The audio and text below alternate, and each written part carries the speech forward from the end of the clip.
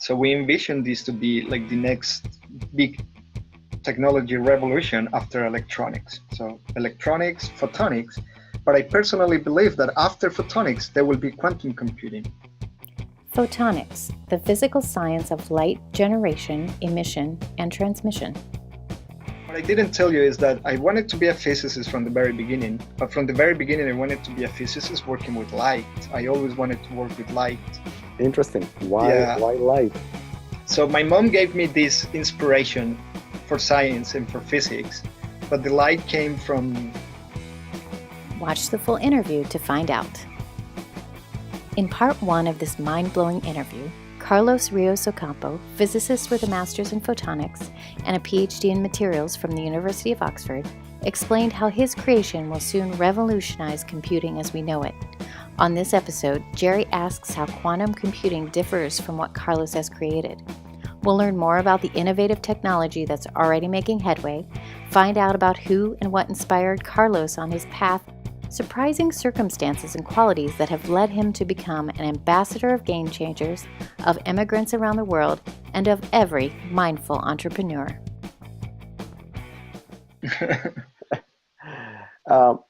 So another question I had is, how does what you're doing differ from quantum computing? Quantum computing is also using photonics, but it takes photonics to the extreme of having single photons, like single particles of light as processing units. So quantum computing is thinking technology to the limit of a single atom, a single light particle, and how we can use that to do computation. We are working with a bigger material, although we're still a nanotechnology, really small scales, but not a scale of an atom. So we are taking into account hundreds and thousands of atoms and like a lot of light. So we are not really reaching that limit. Now, what is the difference? The difference in terms of applicability is that what we are doing right now is a technology that can perfectly be used at a normal ambient conditions. So we envision this to be like the next big technology revolution after electronics. So electronics, photonics, but I personally believe that after photonics, there will be quantum computing, or like the quantum technology will take over. The problem is that there are still a lot of challenges.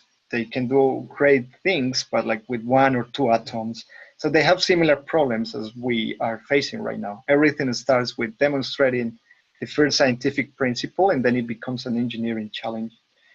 And the quantum computers, for example, right now can be used only at really, really cold temperatures, which make them completely useless if you want to have one at home. So there is a lot of things that need to be improved, a lot of things that science needs to figure out to be able to have quantum systems at a room temperature, for example. So quantum computing doesn't really exist right now, it's just theory? No, not necessarily just theory. So there are systems, they have demonstrated some basic computation elements, they have memory, so they are like, it's very similar to the stage where we are. So they have quantum memories, and they have been able to prove very simple computational operations. But the biggest limitation is that they need extremely super high technology to be able to do this, because they need to operate at extremely low temperatures. I'm talking of temperatures of few Kelvin, or basically like, well, I don't know how is that in Fahrenheit, but like minus 270 Celsius degrees. So we're talking about really, really low temperatures. So it makes it completely non-practical if you want to have one of these at home, for example. So the challenges are how to do quantum computing in a normal room temperature. That's a problem we don't have. That's a problem photonics, nanophotonics doesn't have. So that's why I personally believe nanophotonics will be the next big technological revolution, and then quantum technology will take over. But that might still take several years. There's a lot of brilliance going on here. So we are in like, oh, that's why we keep asking all these questions. So thank you. And we're curious to learn more about the man behind it all. Can you take us back to when you were growing up? What was your childhood like? Were you always interested in science and technology? Uh, How was it growing up? yeah, okay. It's very interesting because since I remember, I always wanted to be a scientist, which might be boring to some people because they say, well, it's when you're a child is when you can dream of being an astronaut or being a, well, although astronaut is being a scientist, but or I don't know, being a football player. But I always wanted to be a scientist, and yeah, so I grew up in close to Medellín, Colombia. I was born in Medellín, Colombia, and but my we moved to Rio Negro, that is a town nearby, basically because my dad changed jobs, but because we were also running away from extremely tough times in Medellín. So we lived in a quite deprived neighborhood where most of the violence was taking place in the beginning of the 90s. So we moved out. I did my school in this town. I always went to public schools. So went to completely public school in a town, a public high school in a town, which means my education was a bit delayed compared to what it could have been in a city. But still, I managed to get into the physics program of one of the biggest public universities in Colombia, Universidad de Antioquia is called, in Medellin. So I managed to get into the university. I studied physics there. It was not always easy. It was hard sometimes because, well, I come from a rather big family, which, well, we didn't have many resources, so we have just enough. So I had the option either I study in public university or I find a job because there was nothing else to do. But while I was in the university, it was all, it was intense times. I studied really hard. I was having a parallel life where I was being a semi-professional karate competitor. And I guess that gave me a lot of discipline. So I was studying morning and afternoon and training all evenings, and that was my day life for a long time. So as you were growing up, who were your mentors? My dad and my mom, definitely, definitely. So they they have been a great inspiration. My dad, well, both of them are extremely intelligent people, but none of them had the opportunity to study. Uh, so my mom was, I think my mom is the rational person. My mom is extremely smart, and my dad is the responsible person. And I took the best out of the two of them, and they're extremely good people. And they're like extremely good people in general. So I had the best example back home. I knew I was to work hard to get what you want or what you really want to achieve, and I have the talent. So I think I have. If I have some intelligence, I need to thank for. I need to say thanks to my mom because she's an incredible smart woman, and she was actually the one when I was a little kid that was answering my questions about physics. So I guess I gave her a hard time. But like later in life, she managed to go to university finally, and then she studied, I think we call it food engineering, food science.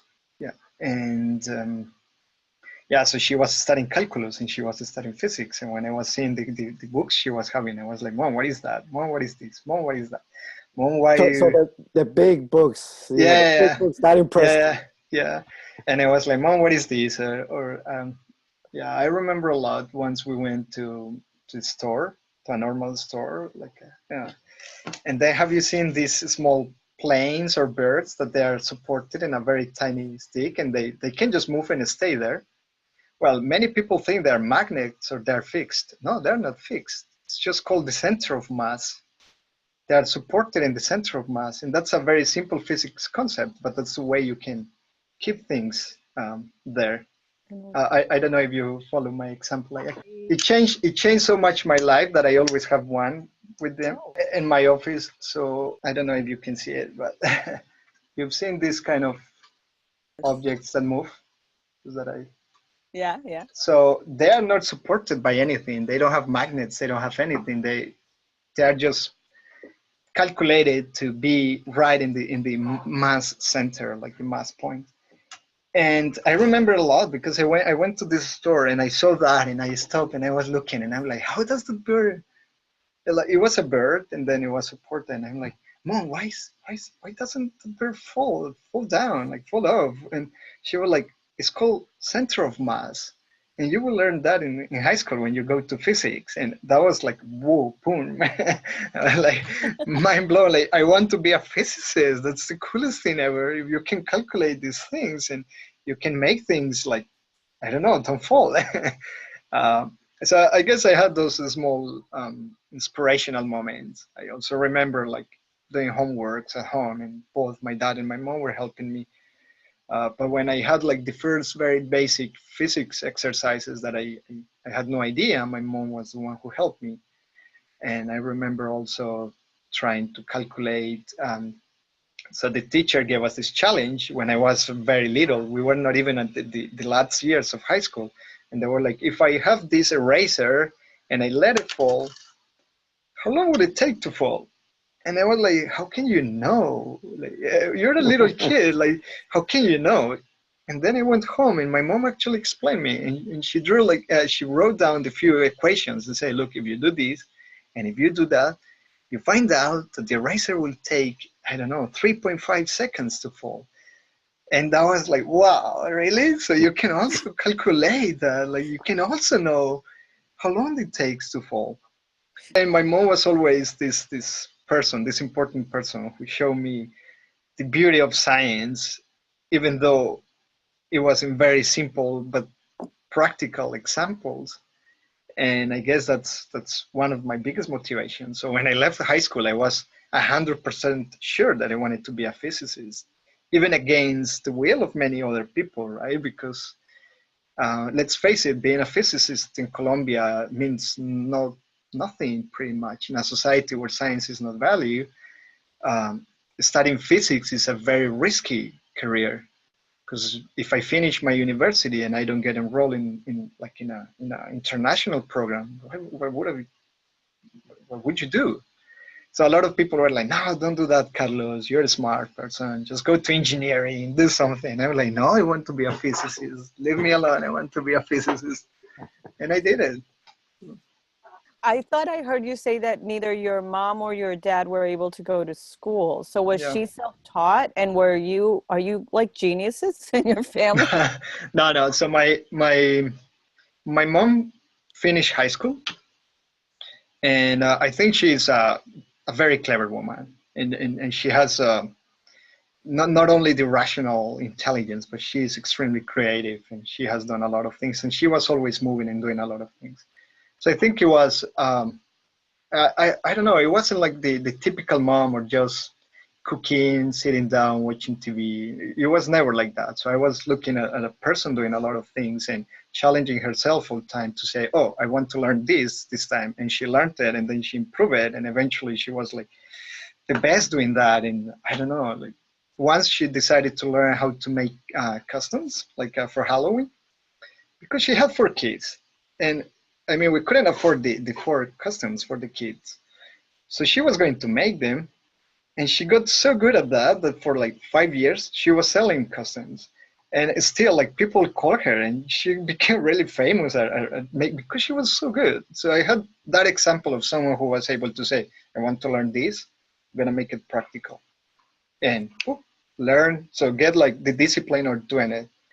And yeah, so she after the 4 of us, like me and my brothers were, yeah, I don't know, old enough, although my youngest brother was still young, she said, I want to go to university. This is something I've always wanted to do, and it's now or never. And then she did it, and she did her own career, and she did actually very well. And she did really well. She was the oldest person there, but she was really really good. And when she finally graduated, she got offered a job, and she said, no, I don't want to take it. I want to be at home. I don't want to be taken far from my kids anymore.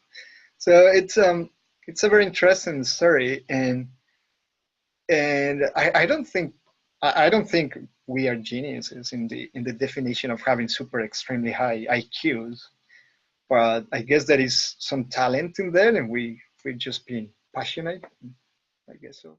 It's impressive, you know, growing up in Medellín, Colombia, you made it to Oxford, and in your pursuit to be a physicist, you're now a leading authority in nanophotonics, and you're only 29. How did you make Yeah, this happen? How, you know, yeah. after you left high school, you pursued this dream. How did it happen? So yeah, so I went to university, and I remember when I was in my second semester. So yeah, so I studied physics, and physics is well known in my universities as being the toughest of all the careers there. And I was very little, and I was studying with a lot of people that were much older than me, and Mhm. they were always saying, "Oh no, this is really hard," or like, "Physicist that is respected, that graduates from here, will fail this or that course at least twice." And I was always wondering, but why? And I work a little bit with challenges, and I was challenging myself and saying, I'm not going to be that typical physicist that is going to fail and be here forever, because there were people like studying, doing the undergrad like forever. And I say, well, no, I'm going to study hard. And that was my passion. So I started with a lot of passion. And I remembered a lot from my second semester. Second semester, you're still like a little kid. I was applying to the research groups. So what I didn't tell you is that I wanted to be a physicist from the very beginning. But from the very beginning, I wanted to be a physicist working with light. I always wanted to work with light. Interesting. Yeah. Why light? So my mom gave me this inspiration for science and for physics, but the light came from my eyes have a lot of problems. So I have different surgeries, and I spent a lot of time on my childhood with ophthalmologists, and I was seeing all these machines, and eventually started asking them, like, what is that? What is that? How does that work? What does it do? What does it do? And they were always saying, oh, this is all about optics, and the physicists designed this, and engineering, an engineer built it, and then we just use it to for diagnosis, and we tell you what you have. So I was always really interested about that, and I have a strange fascination with lasers. So once I started my undergrad and started doing research, up to today, I still work with lasers. So like, I had a strange fascination with lasers, and so I decided for optics. So when I was in my second semester of physics, I started applying for the positions. They had some positions called young researchers, and they're paid. So I say, well, this would be perfect. If I Perfect. manage to get this, I will have a little bit of money, because we were always like at the limit. And then I will be doing research, and that sounds great. But of course, they didn't take me. And the second semester, you know nothing, but at least they knew me already. So when I tried again, when I was like in the in my fifth semester, then they took me. And back then I already had gone through like half of my undergrad. I already had like the basics that they needed, and I had like I had good success in my grades and everything. So they gave me the opportunity. So from my fifth semester all the way till my 10th semester, plus extra times, because well, public universities in Colombia, we love to go to strikes and lose a lot of time fighting for our rights, which I which I totally support. I'm not going to say no. And I supported back then. But then I ended up working there for more than 3 years in an optics and photonics research group. I got a lot of experience with like lab-based work. By the end of my undergrad, I had papers already, because after 3 years of working intensively in a research group, you get a lot of results. So I had papers, and plus my grades that I was having in my undergrad. I guess that meant that I could apply for different positions afterwards when I was looking for a master's. And yeah, I got this very good scholarship called Erasmus Mundus to go and do my master's in Europe. So this Erasmus Mundus program was a complete full scholarship. They pay absolutely everything from the visa all the way to my salaries for 2 years to go to France and Germany and do my master's. And yeah, so That was I think, a big achievement that changed a lot of things. It's much harder to get a PhD in a place like Oxford if you have done your undergrad in Colombia and just try to go directly from Colombia to Oxford. It's much harder. But I think I needed that first push, or like that first opportunity, let's say. I needed a bigger opportunity to prove that I could do a lot of things. And that opportunity was my Erasmus Mundus scholarship for my master's. But at the same time, that was thanks to, like, I was able to get it thanks to all the experience and like all the hard work I put in my undergrad. Yeah, definitely a big achievement by any standards. So congratulations on that, and I'm sure you got to play also with lasers. And Oh yes, I've been playing with lasers since since then. So it's been already, yeah, over 10 years working with lasers, playing with lasers, different kind of dangerous, not that dangerous, all the possible colors, and yeah, and I'm happy with that. fantastic. Yeah. Now, a little bird told us that you also like punting. Oh, I like punting. Yes, I do. So, and you have a few stories that you can share with us about that. So, for those people that may not know what punting is, would you mind sharing with them what that is, and then maybe a couple of good stories that you've had? Yeah. So punting is a very traditional activity that we do here in Oxford. To create a mental image of it, it's like a gondola in Venice, in Italy, where we go in this boat and we have a long pole that we use to push the boat. So since I arrived to Oxford for one of those strange reasons that I usually cannot explain in my life, I just liked it a lot, and I became a well-renowned punter here in Oxford. So the punter is the person who will be using the pole and then will be moving the boat and having everyone to a trip. So yeah, so I'm yeah, within all my friends, they know that I love punting, and when they want to go outside and they don't know how to do it properly, or they have visitors, they're always calling me and inviting me and offering me beers or offering me something. although to be honest, I will do it for free anyway. I do it for free because I just love it. It's very relaxing. So yeah, even alone sometimes when I'm in my lab and things just don't work and you have a bad day, I just go to the river, take the punt, and just go and do it myself. So being there is, I love water in general, like masses of water, lakes, rivers. Probably that's why my lad's name. So Is that I Rios? Rios, yeah, that is basically rivers. Fantastic. So there is nothing more relaxing than being on the water and then just moving, and that just Great therapy. yeah, it's a great therapy. So we have a lot of trips that I've done with friends, and sometimes we take long trips of hours, and some friends will bring. So I do the pan team, another one brings the guitar, another one brings the banjo, and we just go for hours and hours singing and having a really nice trip. Um, the the best one probably was recently. I graduated a month ago only from my PhD here in Oxford, and yeah, so thank you. Congratulations.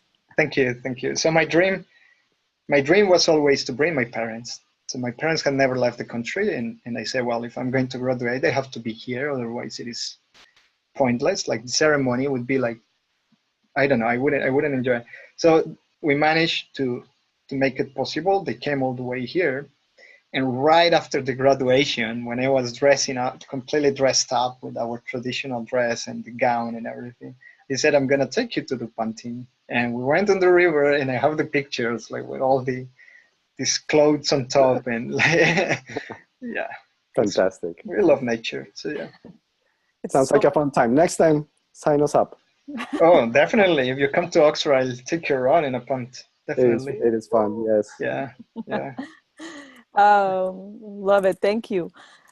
So Carlos, you love sports, you're talented, and you're a talented punter as well. But you also have represented both Colombia and the UK in karate tournaments, correct?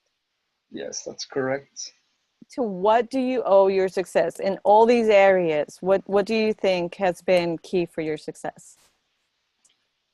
Um, guess it's discipline.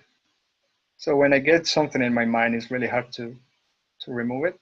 And as I said earlier, I kind of set challenges for myself, and when I set one, it's really hard. Or it used to be harder to stop me. I think right now I'm more like, maybe. But when I was younger and I have so much energy, I was like, oh, I want to do this, and I took it very seriously. So I started doing karate since I was 10 years old, and yeah, so eventually I got like good level, and I started doing some competitions, and over time, and by improving and practicing hard and training hard, I became like, I guess, better and better, and eventually made it to the Antioquia team, that is the team of my state. And that was in parallel with my undergrad. So I started training really hard. And well, if you train really hard and you want what, and you know what you want, eventually you achieve great stuff. And part of that was, yeah, I joined the national team, the junior national team, and towards the end, just competed once for the senior national team of Colombia. And I did a lot of competitions, and that gave me like a lot of interest in. I met a lot of friends, and like my first trips outside the country were thanks to karate. So basically, all my trips up to very recent were either because of karate or because of physics, but I never paid anything. Nice. Well, yeah, good way to travel. Yeah, so that was my life: studying hard, training hard. And when I came here to Oxford, I wanted to do it again because I stopped during my master's in Germany. And so I said, okay, let's do it. Let's join the club. Let's do it because it's a perfect workout, and I really like it. I really love it, and I've done it a lot for a long time. So I have some experience. And when I arrived, it happens that the competition, like the level here is not really good, whereas the level in Colombia is very, very high. In karate. Oh, wow. Very, really? very, very high. Yes, it is very high. So they convinced me again to come back to the competition and compete for the team and fight in the very traditional Oxford versus Cambridge things. And I said like, okay, yeah, let's fight the Cambridge people. That should be easy. That's not going to be. But then I got again like very into competition, and then I went to some nationals here, representing Oxford, and I got like podium in the two different categories. So I got silver in one category and bronze in another one.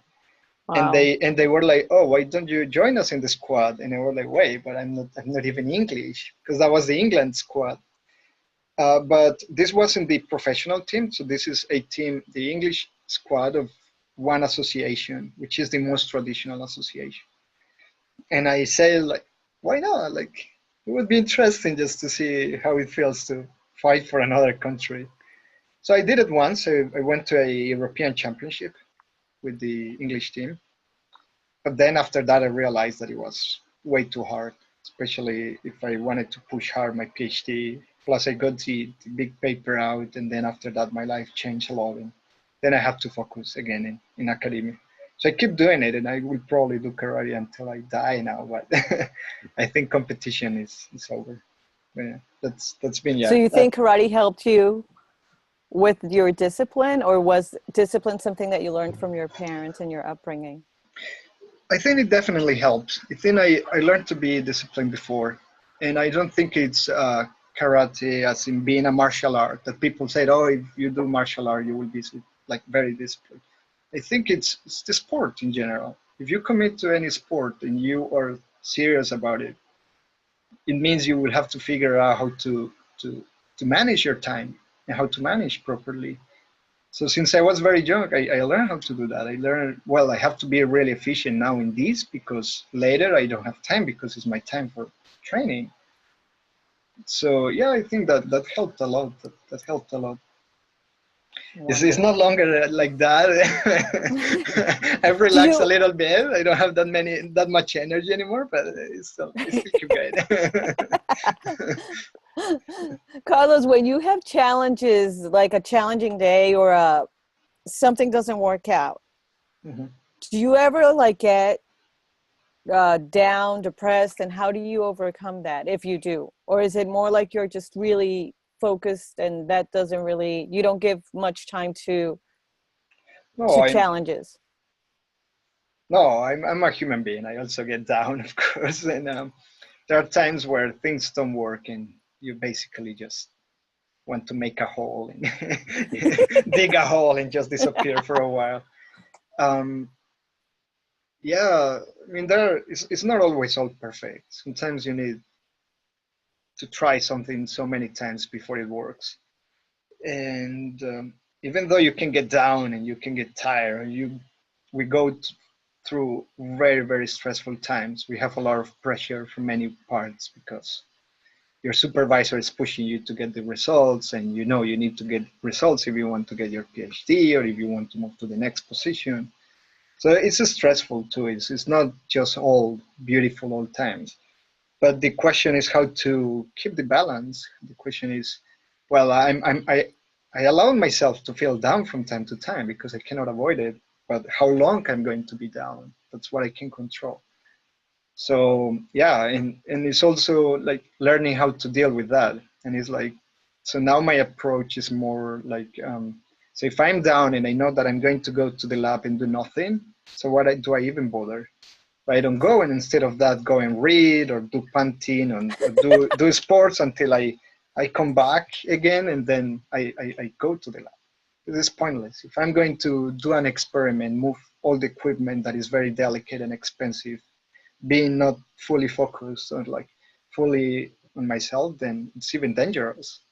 So I said, no, I'm just probably better if I do something else. And then when things are back to normality, then yeah, go Time back to to go work. punting. Yeah. Time to go So, punting. Yeah. thank you. And thank you for representing Colombia in the way you have. Very nice. I love That's- my country, and thanks for saying that because it makes me feel like I'm doing the job. You're a real ambassador. Carlos, thank you so much for being with us. It's been a delight to have you. You're a great person, incredible achievements, and we're honored that you took the time to be in our podcast, in our show. So thank you. Thank you for being here. Oh, thank you very much for the interview and for the interest and all these interesting questions. It was a really fun conversation too. Thank you.